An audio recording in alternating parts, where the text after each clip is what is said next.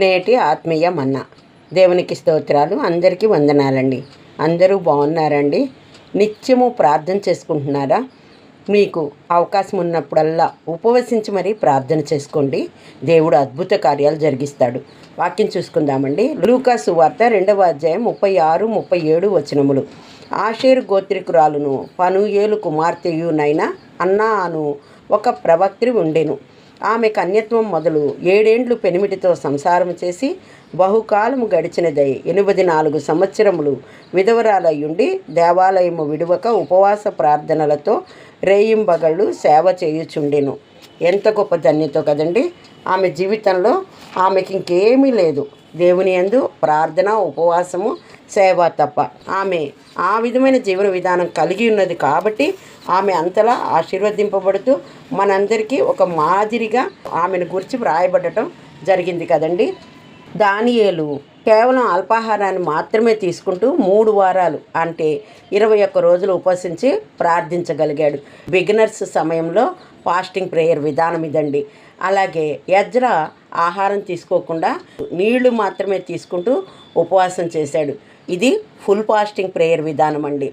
అలాగే ఎస్తేరు ఆమె పనికత్తెలు 3 దినములు ఆహారము, నీళ్లు అంటే అన్నపానీయాలు తీసుకోకుండా కటిక ఉపవాసం చేశారు. ఇది కఠోరమైన దీక్ష అండి. యేసు 40 దినాలు ఉపవాసం ఉన్నారు. అపవాది చేత శోధింపబడినప్పటికీ జయం పొందుకోగలిగారు. ఎమోషన్స్ అదుపులో ఉంచుకోగలగాలి. ఎమోషన్స్ అనేవి పాల పొంగు లాంటివి. ఆ క్షణం మాత్రమే అవి మనలను పొంగ చేస్తాయి. తర్వాత భావోద్రేకాలతో ఏ విధమైన తొందరపాటు నిర్ణయాలు తీసుకోవద్దండి. అవి అనర్థాలకే దారితీస్తాయి. ఇది ఎక్స్టెండెడ్ ఫాస్టింగ్ ప్రేయర్స్ అని వీటిని అంటారు. అంటే 40 దినాలు చేసే ఉపవాస ప్రార్థనలు. ఇక్కడ మనం ఒక విషయాన్ని గమనించినట్లయితే మనం ఉదయం లేచి బ్రష్ చేసుకుంటేనే ఏమైనా తినగలుగుతాము.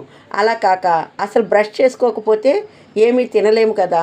అలానే అసలు ప్రార్థనే చేయలేకపోతే ఆయన ఇచ్చే ఆత్మీయ ఆహారాన్ని ఏ విధంగా భుజించగలుగుతాము, ఏ విధంగా బలపడగలుగుతాము, ఏ విధంగా మన శత్రువైన అపవాదిపై పోరాడగలుగుతాము. కాబట్టి ప్రార్థన ద్వారా ఆ దేవాది దేవునికి మొరపెట్టినట్లయితే మనల్ని బలపరిచి మన శత్రువుపై మనకు జయమిచ్చేవాడు ఆయన. నీవు పెన్సిల్ అయి నీ జీవిత పుస్తకం అనే డైరీలో నీవు పనికిరాని రాతలు రాసుకున్నావేమో, చెడు తలంపులనే రాతలను కలిగి ఉన్నావేమో. అలాంటి రాతలన్నింటినీ తుడుపు పెట్టడానికి ప్రభువు ఎరేజరై అంటే రబ్బరై ఆ చెత్త రాతలన్నింటినీ తుడిచేయగలవాడు. ఆయన యందు కేవలము నమ్మిక మాత్రం ఉంచాలి. అంతేగాక కేవలము నీవు పుస్తకంగా మాత్రమే ఉండాలి. నీ పుస్తకంలోని తెల్ల కాగితములపై ఏమి వ్రాయాలో ఆయన వ్రాస్తాడు. ఆ అవకాశాన్ని ఆయనకి ఇవ్వు. నీకు నీవే రాసుకోకు, లేదా రాసుకోవాలని అనుకోకు. నీకు తెలిసి తెలియక రాసిన రాతలను ఆయన కొట్టివేయునుగాక, తుడిచివేయునుగాక.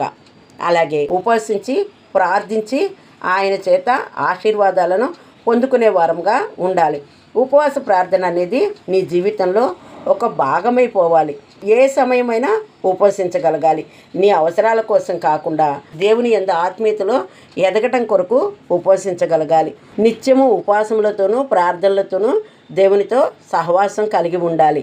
వ్యతిరేక మాటలు మాట్లాడకూడదు, వినకూడదు. ముసలమ్మ ముచ్చట్లుగా వాటిని పరిగణిస్తున్నాము కదా. విశేషమైన మాటల ద్వారా మరి తప్పిదములు దొర్లుతాయి కాబట్టి వ్యర్థమైన మాటలు మాట్లాడకూడదు. పాపములను ఒప్పుకోవాలి కానీ కప్పుకోకూడదు. అదేవిధంగా ఒప్పుకొని విడిచిపెట్టిన పాపాలను మరలా తిరిగి చేయకూడదు. నిబంధన చేసుకున్నవి ఏమైనా సరే వాటిని పాటించగలగాలి. దేవునిలో నీవు చేసుకున్న నిబంధన తీర్మానాలను నెరవేర్చాలి. మధ్యలో ఉపవాసాన్ని విడిచిపెట్టేయకూడదు.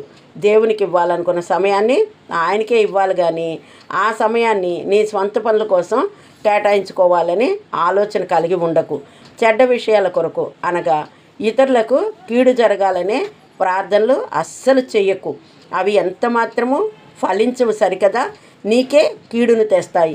నీ కుటుంబం కోసం, నీ ఇంటి వారందరి కోసం, నీ భర్త కోసం, నీ భార్య కోసం, నీ పిల్లల కోసం కన్నీటితో ప్రార్థించు. ఉపవసించి ప్రార్థించు. అప్పుడు ప్రభు నీ పట్ల, నీ కుటుంబం పట్ల, నీ చుట్టూ ఉన్న వారి పట్ల అద్భుతాలను చేయగలుగుటకు సిద్ధంగా ఉంటాడు. అట్టి అద్భుత క్రియలు నీ పట్ల, నా పట్ల జరిగించునుగాక. ఆయనకి ఇష్టమైన ఉపవాస ప్రార్థనల ద్వారా ఆయనను ప్రార్థించడి వారముగా, ఆయన యందు నిలిచడి వారముగా ఉందుముగాక. ఆమెన్. హల్లెలూయా.